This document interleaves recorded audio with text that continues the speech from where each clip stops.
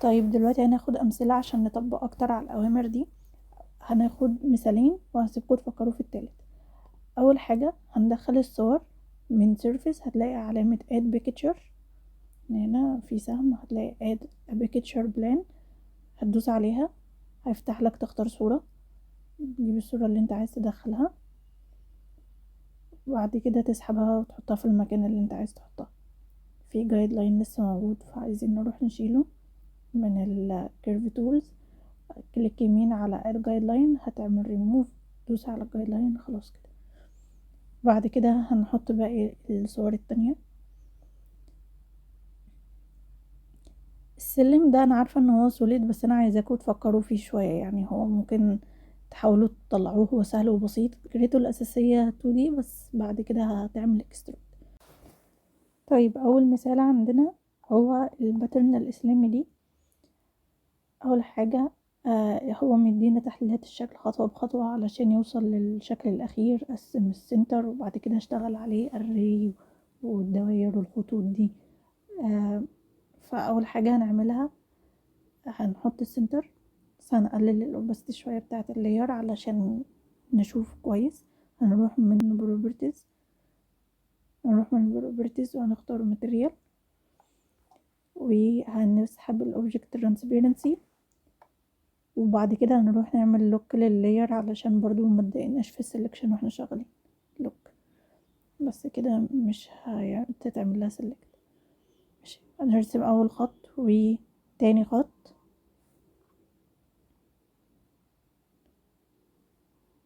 ده هيكون سنتر الشكل بتاعنا، وبعد كده هنعمل في النص السيركل بتاعتنا.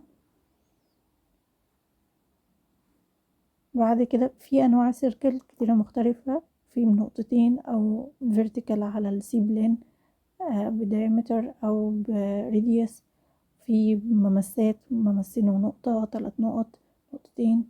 احنا دلوقتي هنستخدم نقطتين، هنعمل الدايرة اللي فوق وبعد كده نكررها 4 مرات. هناخدها ميرور على الناحية اللي تحت، بعد كده نمسك الاتنين ونعمل شيفت والت وروتيت في نفس الوقت علشان نعمل لها روتيت وكوبي ب90 درجة.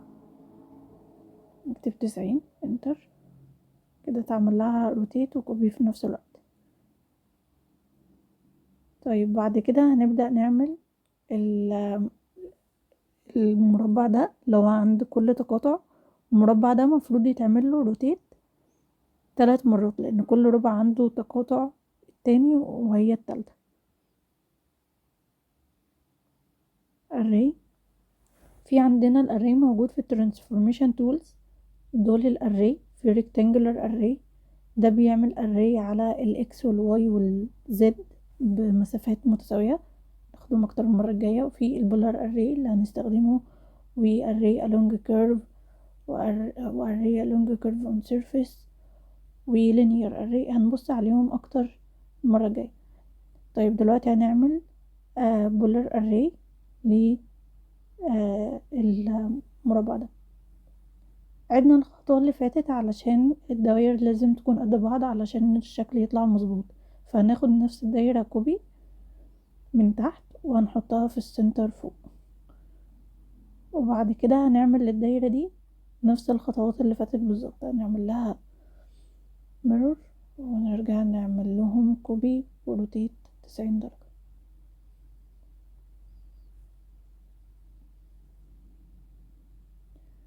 بعد كده ده المربع بتاعنا نعمل له بولر اري 3 مرات، السنتر ده 3 انتر. تمام، دلوقتي هنبدأ نوصل الخطوط دي موجودة عند كل تقاطع لحد المثلث الكبير، وكل تقاطع في النص ما بينهم. وبعد كده هناخد الربع اللي خالص ده نعمل له ميرور، نعمل لهم جروب، نعمل لهم ميرور تحت، نعملهم كلهم سوا برضو جروب. طيب بعد كده الخطوة اللي بعدها هي خطوة النجمة دي.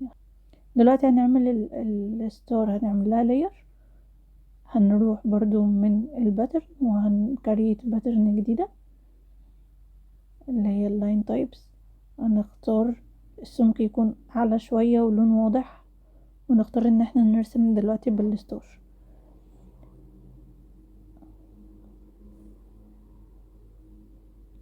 هنا عند كل تقاطع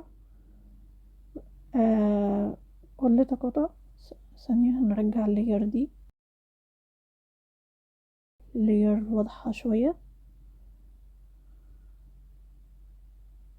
مع اسود change object layer.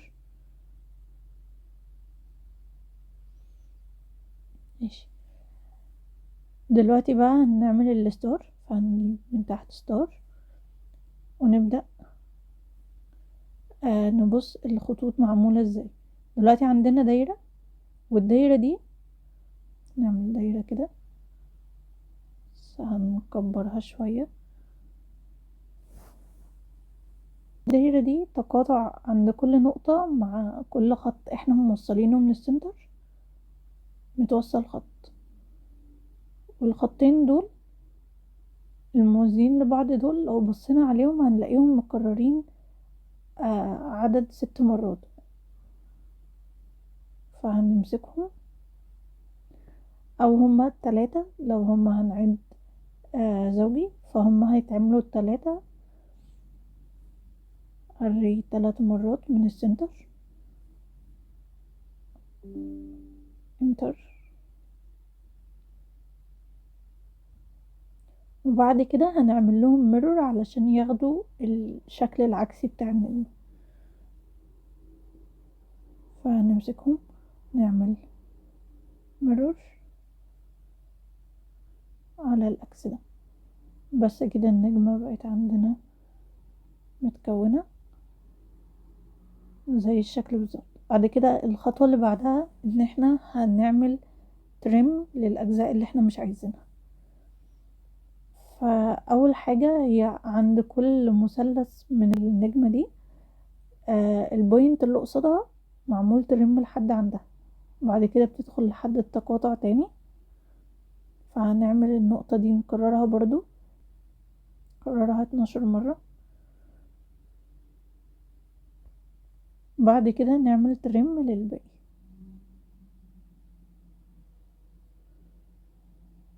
احنا عملنا النقط دي علشان ما نتوهش واحنا شغالين. بعد كده نعمل ترم لكل حاجة ما بين النقطتين، ما بين كل نقطتين.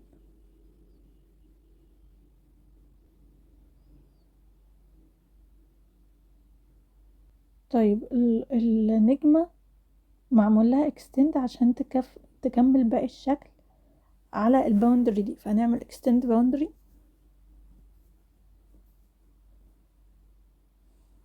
اكستند باوندري لكل خط لحد ما يلمس المربع بتاعها. هنا الخط ده تقريبا عشان رسمناه مرة واحدة 2 سوا، فهنعمل لهم اكسبلود الأول، اكسبلود، بعد كده هنعمل اكستند.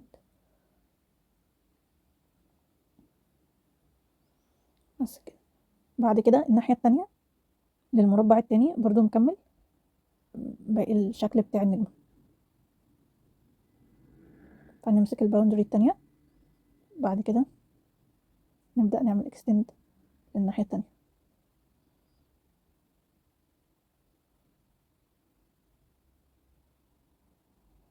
بعد كده هنعمل الخطوط الباقية بنفس الخط التقيل ده علشان منتوهش بين كل تقاطعين قريبين. هنوصل الشكل الباقي بتاع الباترن بالشكل ده.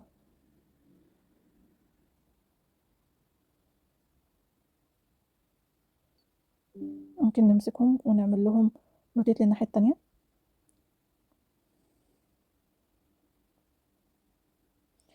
بس كده، ونعمل الأجزاء اللي احنا مش عايزينها خلاص ترم.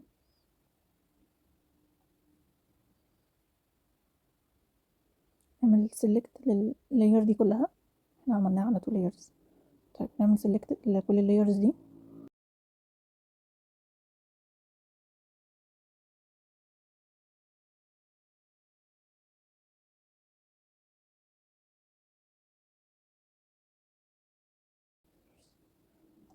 بس كده هنبقى كونا شكل الباترن بتاعتنا الاساسيه، برضو مش عايزين نضيف. ماشي كده كوناها زي ما هي بالظبط. اخر خطوه ان هو كونهم كلهم على باترن كبير، فهو عمل لهم اري. ده الشكل مظبوط على الشكل التاني اهو بالظبط. هيعمل له بقى اري. فهناخد حاجه اسمها linear array دلوقتي. هتلاقي ان هو مكرر من التقاطع اللي هو قبل البوكس الخارجي ده للتقاطع اللي جنبه، نفس التقاطع في التكرار. طيب فهنعمل array linear على اول صف في الاكس 10 مرات في اتجاه الاكس من النقطه دي للنقطه دي. وبعد كده هناخد دول ونعمل لهم array برضو في اتجاه الواي، نعمل لهم array في اتجاه الواي 10 مرات. من انهي نقطه لانهي نقطه؟ مش من النقطه دي، لا، من النقطه اللي تحت بقى، النقطه دي للنقطه دي.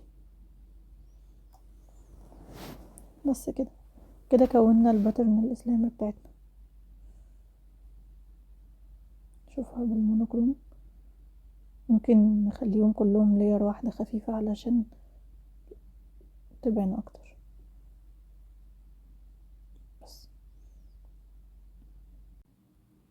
طيب دلوقتي تاني مثال عندنا هو عبارة عن شكل 2D بسيط بس واخد اتجاه برضو في 3D. طيب هنبدأ نرسمه، نغير اللير من تحت على طول، نختار اللير ديفولت ونبدأ نرسم كيرف من 4 نقط.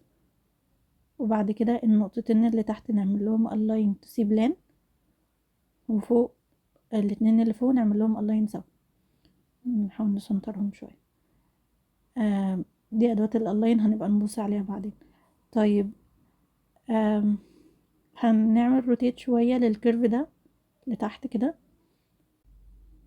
بعد كده هنعمل لها سيمتري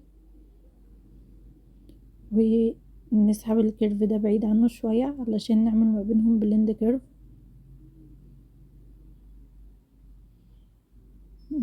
حاسه الكيرف ده مش مظبوط بس هنبقى نبص عليه. نعمل بلند كيرف ونختار تانجنسي، والناحية التانية نفس الكلام. اوكي هنا والناحية التانية نفس الكلام. اعتقد كان المفروض نسحب الكنترول بوينتس اللي تحت شوية عشان يبقوا شبه بعض. بس لو افرض عندنا شكل طلع طلع مش متشابه بالشكل ده، يعني خلينا نعمل الخطوة دي سيمتري بس على مسافة شوية علشان يوصل ناحية بشكل ناعم، ونوصل احنا الناحية التانية ببلند كيرف. فهنوصل ببلند كيرف اعتقد كويس. لا هي تنجنس تمام. فالحل دلوقتي ان احنا نعمل ريبيلد للكيرف ده، نعمله 8 نقط، رقم زوجي احسن. فنعمل له ريبيلد كده هيظبط معانا، كل النقط هتتوزع على السيرفس بتاعنا. بعد كده نبدأ نظبط الشكل بتاعه زي ما احنا عايزين. نعمل كوبي بقى الباقي، شيفت والت ودراج بيعمل كوبي، ونبدأ نتحكم في الشكل زي ما احنا عايزينه بالكنترول بوينتس. نوسع دي شوية ونعمل واحد تالت برضو، نضيق في النص شوية. ممكن نمسح الصورة دي دلوقتي او نخفيها. نضيق دول شوية، شفت عشان يضيق من ناحيتين قد بعض بالظبط. النقط دي كلها نعملها سكيل داون شوية عشان تبقى شبه الشكل اكتر. ماشي، بعد كده الكيرف التالت اللي هو الاخير مفروض هو ارتفاعه اقل منهم شوية، فهننزله لتحت، هننزله لتحت ونضمه برضو شوية، ونظبط يعني بالكنترول بوينتس لحد ما تبقى شبه الشكل.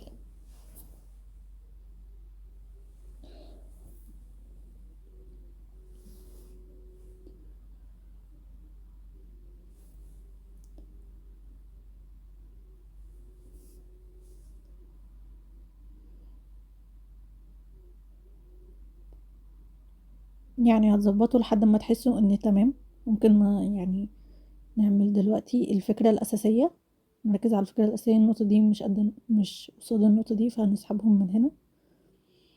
بعد كده الخطوة اللي بعدها هي توين كيرفز اللي احنا خدناها، بس هنشغل الريكورد هيستوري واحنا شغالين. ده هيعمل ايه؟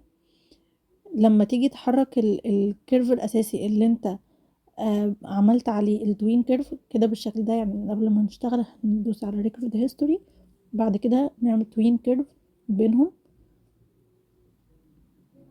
ومرة تاني ما بين آخر كيرفين شغل الريكورد واعمل توين كيرف 4 مرات برضو. حلو.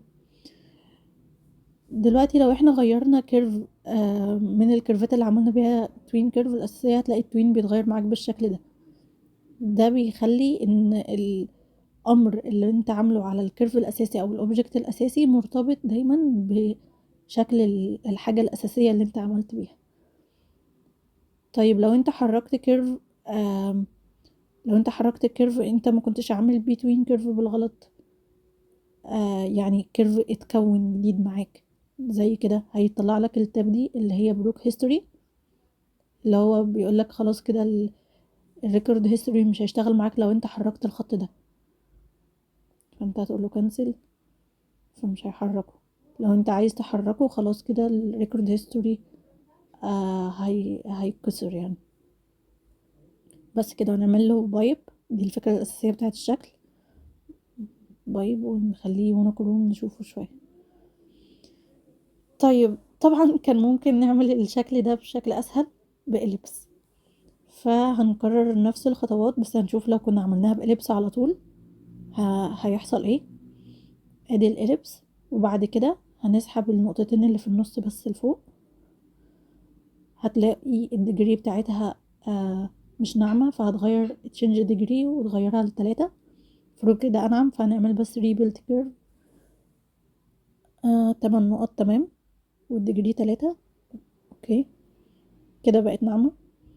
وبعد كده هتسحب النقط دي وتعيد نفس الخطوات بالظبط، تعيد تشكيل الكيرف زي ما انت عايز، وكوبي الباقي الكيرفات بتاعتك، شكلها هيطلع ناعم اكتر ومظبوط اكتر. بس الباقي نفس الفكرة، الباقي توين كيرف وتكرر. طيب دلوقتي اخر حاجة هنتعلمها هي ازاي لو عندنا شكل معين سواء 3D او 2D ازاي نطلعه على اللاي اوت ونبدأ نحط عليه الانوتيشن بتاعته. فخلونا نرسم شكل 3D بسيط. لو رسمنا بوكس بالشكل ده، رفعناه كده هنا، وبعد كده البوكس ده مثلا خلينا نعمل كنترول شيفت نمسك الفيس ده ونعمل روتيت ليه كده مثلا. وخلينا نعمل اوبجكت. خلينا بس نرجع كده، خلينا ننزل الايدج ده لتحت، لازم دي تفضل مستقيمة، ونطلع الايدج ده لفوق شوية، وعايزين نعمل عليه شكل هنا يقطع منه جزء. فعايزين نغير السي بلان الاول عشان نرسم، فاوتو سي بلان كنترول شيفت ونمسك هنا، بعد كده اقفل على السي بلان. تمام، براجع معاكم حاجات من اللي فاتت اهو. بعد كده عايزين نرسم عليه شكل كون مثلا، فنرسم الكون هنا، او ممكن حتى الاول نفعل السنتر علشان نرسم الكون في النص بالظبط. فاهو كده لقط في النص تاني كده في النص. تمام، وبعد كده نرسم الكون لفوق بالشكل ده. بعد كده خلي الجامبل الاين مع الاوبجكت، الاين مع الاوبجكت، هو كده مش الاين مع الاوبجكت الجامبل. طب ممكن نرجع الاوتو سيبلين ونخليها الاين مع السيبلين. تمام، نخلي دي هي ظبطت اهي، مش عارفه كملها. طيب دلوقتي هنعمل كده، وعايزين نقطع من البوكس ده الجزء التقاطع اللي عمله هنا الشكل ده. فعندنا هنا في السوليد تولز، لو رحنا في السوليد تولز في ادوات هنا الجزء ده اللي هم البولين، دول بيدمجوا الشكلين سوا، يونيون بيوحدوهم، او ان هو بولين ديفرنس ده بيقطع من ده، فده اللي عايزين نستخدمه. او سبتراكت اللي هو التقاطع بس اللي ما بينهم اللي بيفضل والباقي بيتمسح، او ان كله بيفضل سليم بس بيعمل التقاطع بيعمل سبليت ما بينهم. طيب فدلوقتي هنقول له الشكل ده هو اللي هنقطع منه انتر، بعد كده هنقطع منه الشكل ده انتر، عمل كده. طيب دلوقتي لو احنا عايزين نعمل حاجة تاني، يعني احنا عايزين نعمل شكل شبه الاشكال الهندسية مثلا، اللي بيكون فيها اشكال معينة، array مثلا، او خلينا نعمل mirror بس، mirror من المد هنا، ونعمل كمان سلندر تحت. احنا عايزين ناخدها السمارت تراك نشغلها من على نفس المستوى كده، وميرور كمان مرة.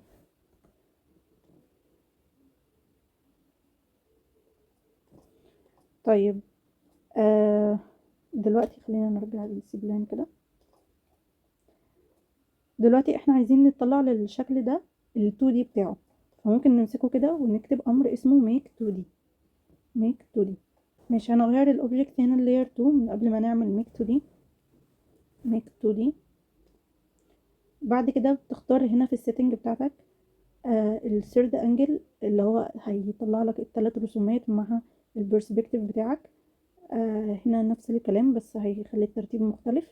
ولا انت عايز السي بلان بس، ولا هتطلع الفيو بس هو اللي هترسمه 2D بخطوط 2D. طيب انا دلوقتي عايزه السرد، وانا واقفه في التوب تمام، من وانا واقفه في التوب، او ان انا اقف في البرسبكتيف، فتمام برسبكتيف. وهنا الهيدن لاين اللي هو باقي الخطوط هتترسم معاك بس بشكل داش لاين. وهنا انت عايز تعمل لهم جروب ولا لا، وهنا دي لو عايز تزود الإدج، فتمام make 2D هيطلع معاك ال 2D بالشكل ده. فدلوقتي لو عملنا كده، لو كبرنا تلاقي الحاجات دي اترسمت معاك بالداش لاين. طيب دلوقتي لو احنا عايزين نحط الابعاد بقى والانوتيشن بتاعتنا، في عندنا هنا من هنا على طول او من الدايمنشن فوق، درافتنج، او من الدرافتنج، او من الابعاد هنا. هنا دي اللينير دايمنشن ده ملوش دعوه بالزاويه اللي بتعوج بيها، هو هيحط على الاستقامه، يعني البعد ده من هنا لهنا مش من هنا لهنا. طب لاين الاين بتختار من هنا، ده الالاين دايمنشن اهو بالشكل ده، يبدا يحطه بالشكل ده، فده البعد الحقيقي للضلع ده. وهنا تاني نحط هنا بالشكل ده. في عندك ابعاد تانية، اللي هو مثلا هنا لو عايز تحط درجة زاوية معينة، او انك عايز تحط الراديوس بتاع دايرة معينة، فهنا بيحط لك الانوتيشن بتاعها.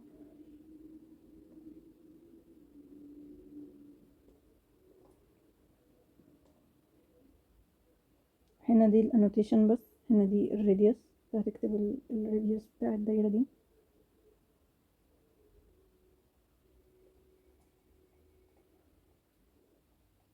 هنا هيعملها لك بالشكل ده.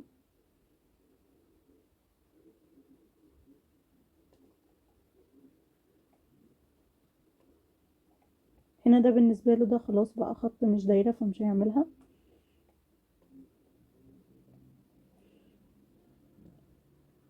في انواع كتيرة جدا من الانوتيشن، دول اكتر حاجة ممكن نستخدمهم. وفي انك تكتب تكست، فانت مثلا آه انك تكتب تكست، فانت عايز تقول ان ده الطب، تحطها هنا. وفي انك تكتب تكست، يعني ممكن نكتب تكست تاني بس بفانكشن معينة، يعني ممكن تكتب من هنا تقول له انا عايز فانكشن ليها علاقة بالتاريخ، فبناء على تاريخ النهاردة عندك في الجهاز هيبدأ يحسب لك انت ممكن تكون عايز تحطه بأني شكل. النهاردة 12/19، اوكي اوكي تحطه كده بالشكل ده.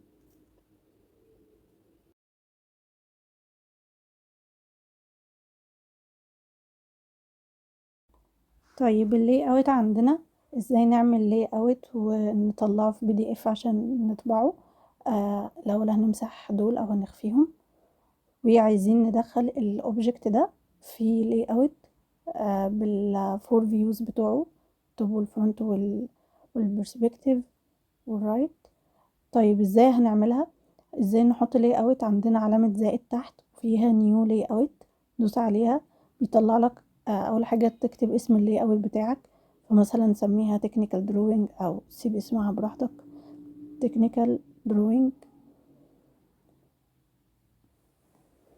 تمام. وهنا تحت عدد الفيوز في اللاي اوت بتاعك، فانا عايزه الاربعه. وبعد كده الحاجه اللي هتطلع لك PDF لما تيجي تعمل برنت، فانا بختار PDF ارك 9، اختار اللي انت ترتاح له. هنا المقاس، هنا بورتريه ولا لاندسكيب، المقاس ده بالطول ولا بالعرض؟ لاندسكيب بالعرض كده، بورتريه بالطول، والمقاسات دي ما تلعبش فيها. تمام، مظبوطه كده، اوكي. طلع لك اللاي اوت بالشكل ده، التوب والفرونت والفيو كل واحد محطوط في مكانه، والبرسبكتيف. طيب ازاي نبدأ نتحكم فيهم؟ انت ممكن تحط ابعاد برضو جوه اللاي اوت، وتحط خطوط وتحط كل حاجة يعني انت عايزها. والبعد هنا صغير بس ممكن تكبره في السيتنج. المهم ازاي تغير السكيل بتاع كل فيو بورد. تروح دبل كليك وبتفتح البروبرتيز، بتلاقي السكيل فوق اللاي اوت وتحت الموديل. هنا نص، لا نص كده اكبر، ممكن 0.2. لا هو محتاج كان نكبر السكيل يعني 1.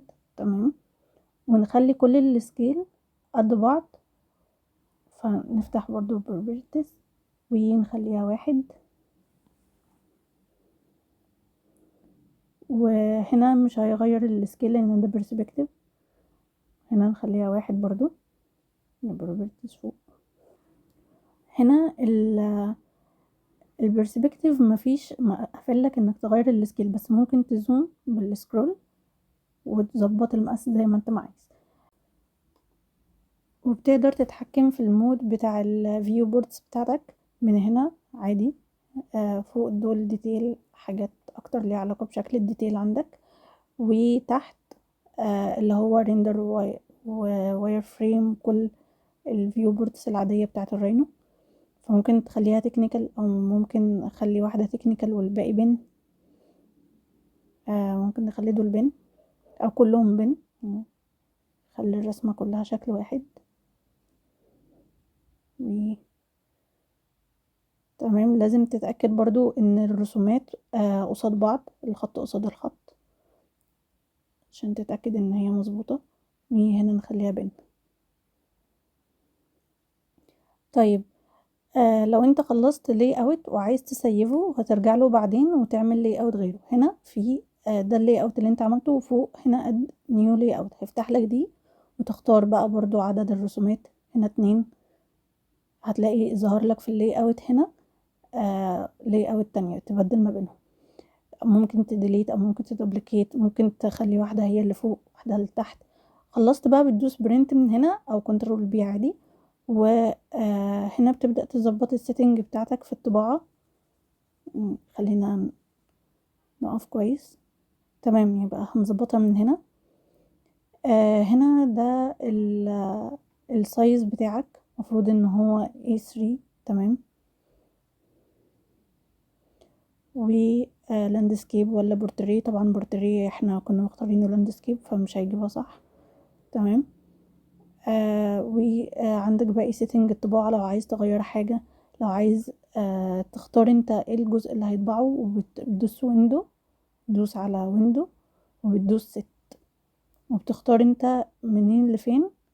يقولك انت بتغير الريشيو يس ولا نو. لا انا مش عايزة اغيرها. وهنا ممكن اللاي اوت على طول علشان يفضل مظبوط عليها، والسكيل 1 ل1 او تغيره. والفيزابيليتي عايز تبين الباك جراوند ولا لا. ده كده الباك جراوند. بعد كده خلصت دوس برنت، بس كده هيطلع لك PDF. ده بالنسبة لللاي اوت بشكل بسيط، ممكن نبقى نبص عليها اكتر قدام. طيب بعد كده هناخد البلجنز اللي قلنا عليها. اول بلجن عندنا هو الفيكتورايز. اول ما تحمله هو فري، هو فيجوال ارك، هتحملهم هينزل بالشكل ده، هتسحبه وتحطه في المكان اللي انت عايزه. بعد كده تدوس عليه هتبدأ تدخل صورة وايت اند بلاك، يعني مش صور فيها الوان. اللي بيعمله ان هو بيبدأ يحول لك الصورة دي لفيكتور، من راستر لفيكتور. فالجزء اللي هو 3 هولد ده اللي فوق بيتحكم في كمية الخطوط اللي هيحافظ عليها زي ما هي، بس ممكن لو زودتها قوي تعمل ان هي تبوظ الشكل اكتر يعني. والترن بوليسي دي بتتحكم في الطريقة اللي بيحول بيها الخطوط. جربوا غيروها بس وهو هتشوفوا الفرق. طيب بعد كده ندوس اوكي، هنلاقي طلع لنا مثلا الشكل ده. خلينا نغير اللير نشوفها. طلع لنا الشكل ده.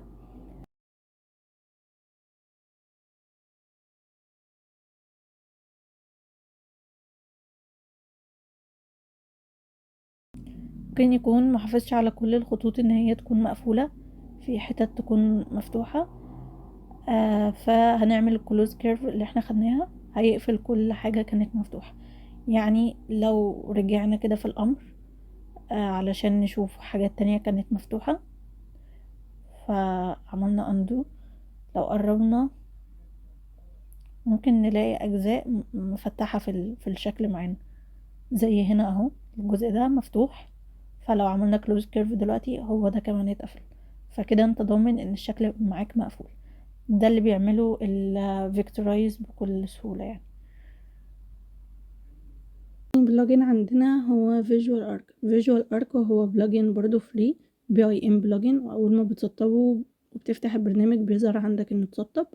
بعد كده من شو تول بارز، بدل ديفولت بتختار فيجوال ارك، تبدأ تظهر التول بارز بتاعته اللي عايز تظهرها. فانا بينت الدوكيمنت والايديت، تظهر كده وبتسحبهم، والدوكيمنت.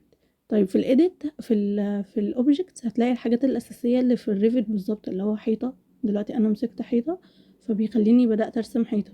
شفت وانا برسم علشان يخليها بس عمودي، فبرسم اي حاجه دلوقتي. هتلاقي الحيطه كمان ليها لايرز متقسمه، ولو دوسنا عليها هتلاقي بيفتح لك انك تحط حاجات جديده او وول ستايل جديده. واحنا واقفين على وول ستايل بندوس على العلامة دي من فوق، بعد كده على العلامة بتاعت وول ستايل، وبتختار وول ستايل، فبتسمي الحيطة بتاعتك الجديدة وول 2 مثلا. وبعد كده بتحط الكاونت بتاع اللايرز بتاعتك للحيطة دي 4 مثلا، وبيسألك على أول لاير الأوفست بتاعها هيكون كام والسيكنس. فلو عايز تغير الأوفست بيدي اللاير دي أوفست من بداية الحيطة، وتحت السيكنس بتاع اللاير دي كام.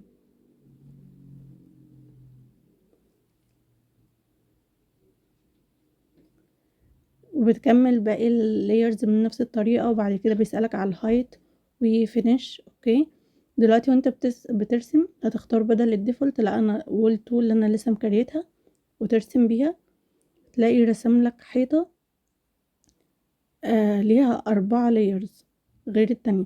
وفي الأرز دي بتظهر زي في الريفت بالظبط، بتقدر تسحب منها الحيطة لفوق أو تحت أو يمين تكملها. والتقاطع بيبقى بالشكل ده، ان هو مش بيفهم من الداخلي، بيتقاطع بالشكل ده. وفي عندك برضو كيرتن وولز نفس الريفت بالظبط، وبتقدر برضو تتحكم في الكيرتن وولز في شكلها. عندك الديفولت ده اللي انت بترسم بيه، دوسنا كليك يمين بتفتح لك نفس البانل، وبتقدر تكريت وول جديدة، وبتقدر تتحكم في الشكل بتاعها من التابس دي. احنا بس المرة دي بنشرح يعني اوفر فيو، احنا مش عايزين ندخل في ديتيلز قوي للبلوجين ده. بس هو يعني برنامج شبه الريفت، وهيساعدك المرة دي في انك تطلع بلانات بشكل اسرع. لو انت عايز تحط حاجات مستقيمة استخدمه هو الاول. حط الحاجات المستقيمة لان السكيل بتاعه بيبقى اكبر من باقي الفايل. دي البيبان، هتحط الحاجات التانية الاساسية، وبعد كده تعمل عليها باقي الجيومتري بتاعك. الباب او الشباك بتختار اتجاهه وانت بتحطه، يعني بتضغط الضغطة الاولى وبعد كده التانية اتجاهه فين. فهنا ده بقى عكس ده، والباب نفس الكلام. عندك الريل برضو، والريل ممكن انت تسحب مكانه او ممكن انت ترسم كيرف وتقوله ريل. هتلاقي فيه سهم كده تدوس عليها تقوله فروم كيرف، فهتختار الكيرف انتر هيرسم الريل على الكيرف بالظبط. برضو في انك تعمل ريلينج ستايل وبتغير الشكل بتاعه، الماتيريال بتاعته، السكشن بتاعه.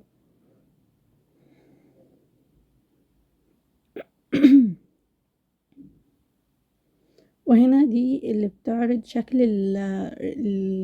الاوبجكت بتاعك، سواء انت عايزه شكله في السكشن ولا شكله في 3D. تقدر تغير الاسم بتاع الاوبجكت.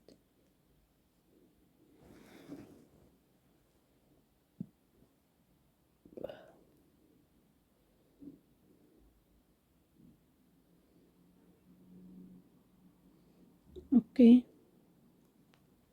وعندك برضو سلالم تقدر تتحكم في اتجاهها ومكملة فين او لا. لو بس لحد هنا بتدوس انتر. وفي عندك سبايرال ستير. وعندك برضو السلابس، البلاطات دي ارض او سقف ايا كان انت تعمله، بتسحب من فين لفين.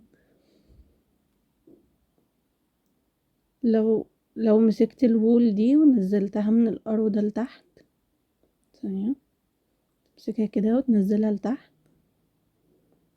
تشوف الجوينت اكتر بتاع البلاطة دي مع الحيطة.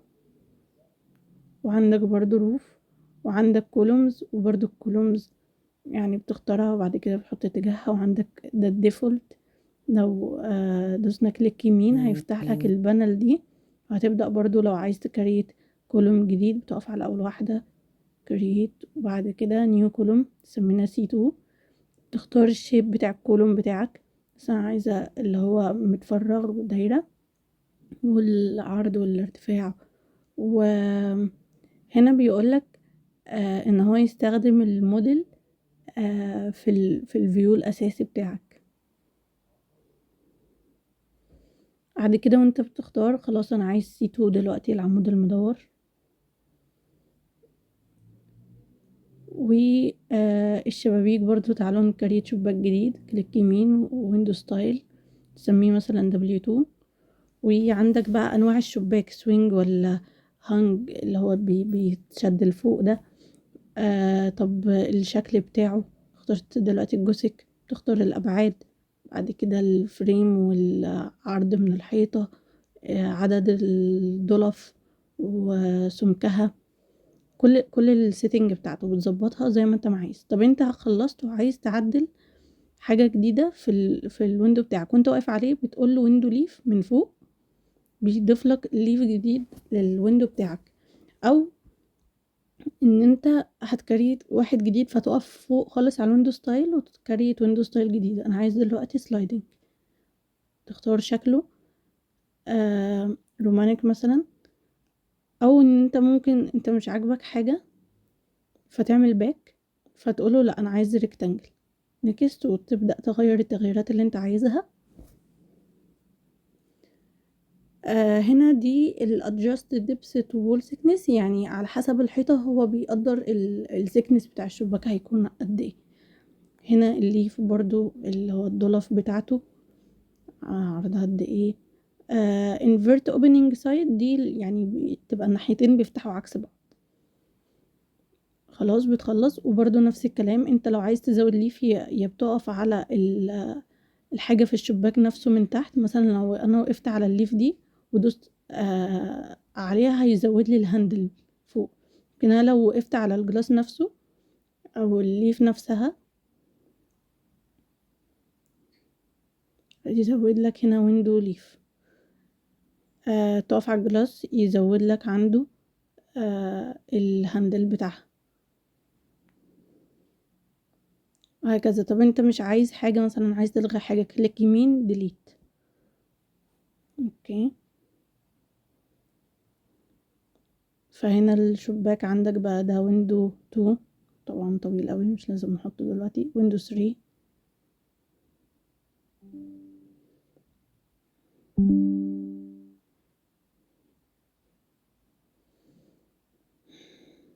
ويندو 3.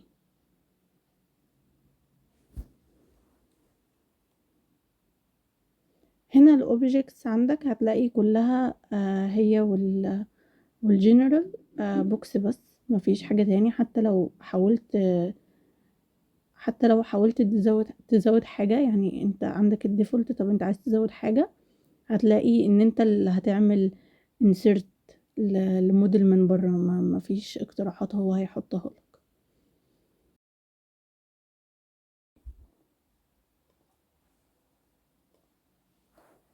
طيب ده بسرعة بالنسبة للفيجوال ارك اوبجكتس. طيب عندنا في الايديت برضو في ان احنا نعمل بولين اللي هو add solid، او نعمل subtract solid، او extract، ان هو الاتنين يتفصلوا عن بعض من غير ما حاجة تتمسح. او في دلوقتي عايزين نبص على دي الفلت، ف لو عملنا فلت هنا الراديوس 1 ده صغير جدا، عشان كده ما عملش فلت بشكل مظبوط، فتعالوا نعملها تاني.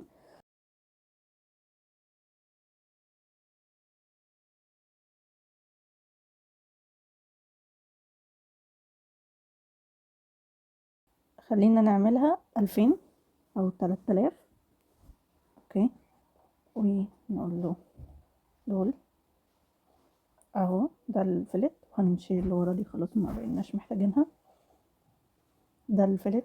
طيب ممكن نعملها برضو في كورنر هنا مثلا تاني، بس خلينا نقول 2000 عشان جوه صغير شوية اهو. وممكن نعمل لهم جوين، يعني ممكن تاني ونخلي الجوين يس خليها 1500 اهو، بقت الحيطة كلها حاجة واحدة. بالنسبة لجزء الدوكيمنت هنتعلم فيه حاجتين مهمين. اول حاجة ازاي نضيف ليفل. فعندنا هنا دي edit level، بندوس عليها، وبعد كده لو انت عايز تحدد المبنى بتاعك اللي انت هتبدأ تحط له ليفل، بتدوس على علامة الباوندري دي، وبعد كده بتختار الحدود بتاعة المبنى بتاعتك. ممكن نقفلها عندي وتعمل select، بعد كده enter. بعد كده بعد كده بتبدأ بقى تحط للبيلدينج ده ليفلز. فده مثلا ليفل 0 هو بيكريته بشكل اوتوماتيك ان هو على الصفر، والكات بلان بتاعه على 1400. فلو فعلنا هنا الكات بلان هتلاقي ان هو عمل لك كده شكل الفيو بتاع مش عارفه ايه ده، شكل الفيو بتاع البلان بتاعك بالشكل ده زي في الريفت بالظبط.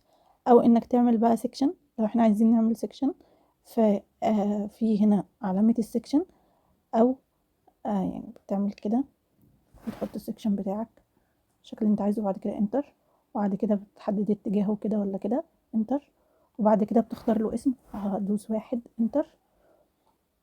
وبعد كده انا عايزة ابين السيكشن بتاعي، فهنا دي السيكشن فيو، فبدوس هنا سوري، هنا دي سيكشن، فبدوس هنا دي علامة السيكشن. فهنا عندك شوية اوبشن ان انت تدوس كليك مرتين هتبين لك السيكشن بتاعك في الفيو اللي انت واقف فيه عادي، او ان هي هتعمل الاين، انك عايز تعمل الاين سيكشن الفيو الاساسي بتاعه اللي هو هنا ده elevation، فلو دوسنا هنا هيجيب الاليفيشن بتاعه. طيب ليه هو عامله قصير؟ علشان يعني احنا لو قفلنا الفيو بتاع السيكشن،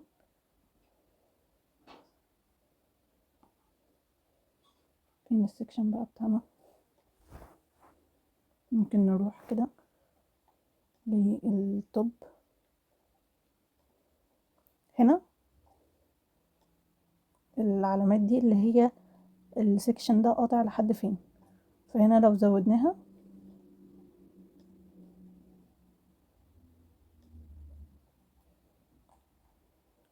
وقفلنا قفلنا ان هو يقطع في البلان، فروحنا هنا على الايديت ليفل وقفلنا الكات بلان. دلوقتي قفلنا الكات بلان بتاعها، وبعد كده السكشن، فعلنا السكشن ورحنا على الاليفيشن، هتلاقي الاليفيشن ظهر معاك بالشكل ده زي الريفت بالظبط. وبتقدر تعمل كذا ليفل، يعني احنا عايزين نزود ليفل تاني بنقول edit ليفل وبتكريت من هنا نيو ليفل تسميه 1. هو بيعمله بشكل اوتوماتيك بعد 3 متر عمل الليفل الجديد.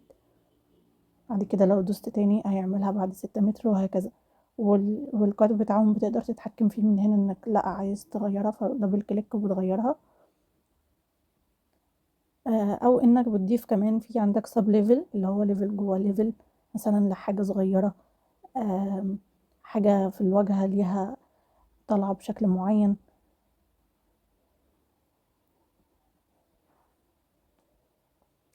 ده الاساس اللي انا عايزة ابص عليه دلوقتي في فيجوال ارك. مش عايزين نطول فيه، هو بلجن كبير زي ريفيت بالظبط، تقدر تحط annotations وتقدر تحط تكست وابعاد، ويطلع الرسمة ال 2D بتاعتها. يعني لو زي ما بتعمل في الريفت بتطلع باب لوحده باتجاه فتحته بالابعاد بتاعته بكل حاجة. ده بالظبط اللي بيعمله، هو بيطلع اوبجكت لوحده وبيرسم الرسمة ال 2D بتاعته ورقمه والابعاد. اخر حاجة التاسكات، هناخد تاسكين بس، تاسكين والشكل اللي قلنا عليه تجربوا فيه، بس هنعمله احنا المرة الجاية. اعملوا باترن اسلامي، اي باترن اسلامي اختاروها من على النت، واعملوا شكل بلان بسيط. تاني تاسك اعملوا بلان اورجانيك يكون فيه تفاصيل شوية.